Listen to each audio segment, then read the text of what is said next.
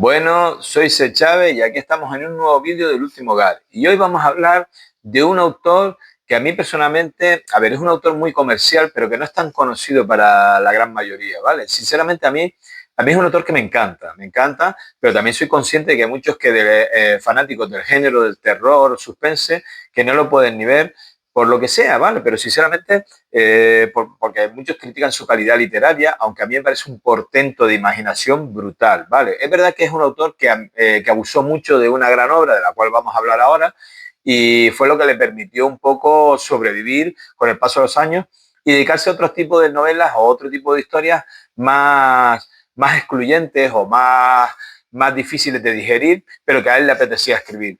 Lo que voy a hablar yo hoy es lo más comercial de él. ¿De qué vamos a hablar? Vamos a hablar de Brian Ludley y vamos a hablar de las crónicas necrománticas. Para que os hable, yo tengo una edición de bolsillo y hoy vamos a hablar del primer novela, que es El que habla con los muertos. Lo veis aquí, ¿vale? Es una novela que está muy chula. Como os decía antes, este es el primer libro de una novela, de una saga de terror, de una pentalogía, que sería la que inició un poco el universo que él creó sobre este personaje. Yo tengo las ediciones de bolsillo para que veáis. La siguiente sería Vampiros, El origen del mal, que lo tengo aquí, ¿vale?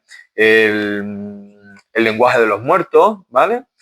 Y el engendro de la muerte, que sería el quinto que también lo tengo aquí. Intentaré ir hablando poco a poco de cada novela y os contaré un poco de qué va la historia, porque sinceramente a mí personalmente me encanta, ¿vale? Yo la leí cuando era adolescente, he vuelto a empezar a leerla ahora para recuperarla. Es verdad que hay novelas que son mucho más flojas y novelas que hoy en día las miro y digo, uff, qué tollazo, pero hay otras como la primera, esta que os voy a comentar ahora, que para mí es brutal y además es muy entretenida. Eh, Además se nota, es un autor que se le nota muchísimo la influencia de Lovecraft, ¿vale? Porque además se le nota a la hora, bueno, a la hora de describir los personajes, de escribir, por ejemplo, aquí en este caso, el mito del vampiro, lo describe como, no como el vampiro, como ese mito clásico que tenemos, ¿no? Aquí lo describe como una especie de contaminación del organismo humano a través de un ser que parece protoplasmático, ¿sabes? Parece un protoplasma que se mete dentro con tentáculos y cosas así, y eso hace que la persona se convierta en un vampiro. A mí me parece más una precisión más certera del mito del vampirismo, porque es como algo más una contaminación del ser humano, ¿vale?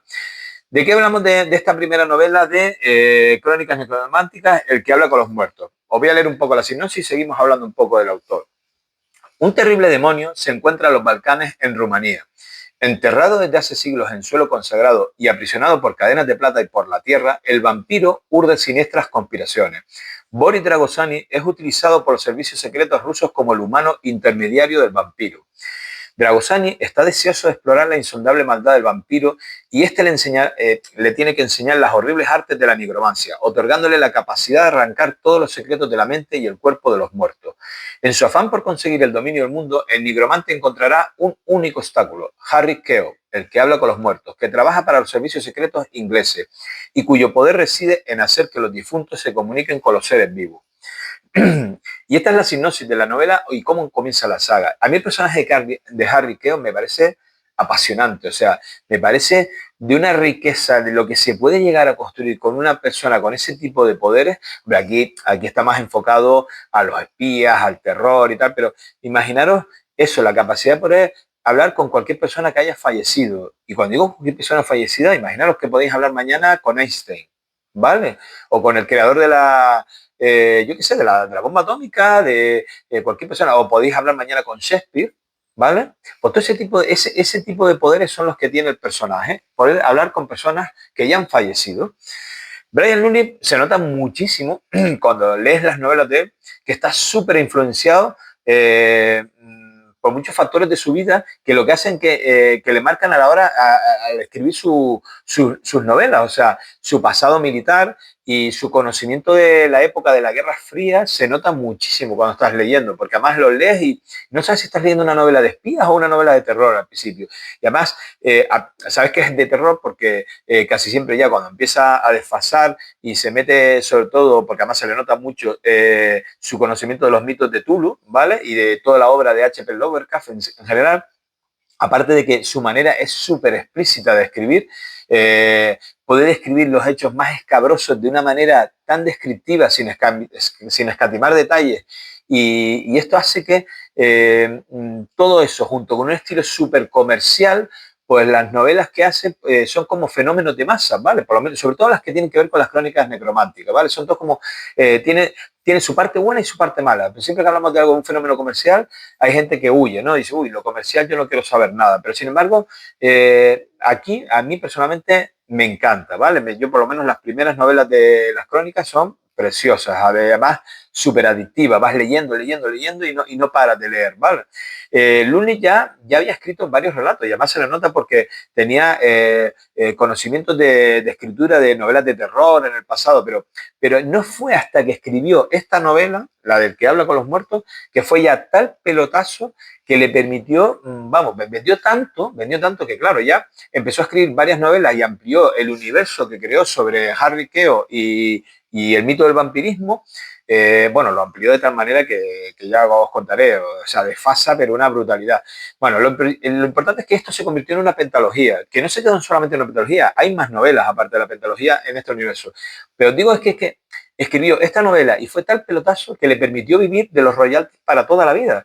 Y le permitió vivir de tal manera que de vez en cuando escribía las novelas que a él le apetecía y cuando veía que no triunfaba tal, pues volvía al universo de Harry, que yo para él tal. Esto es como tantos grandes autores que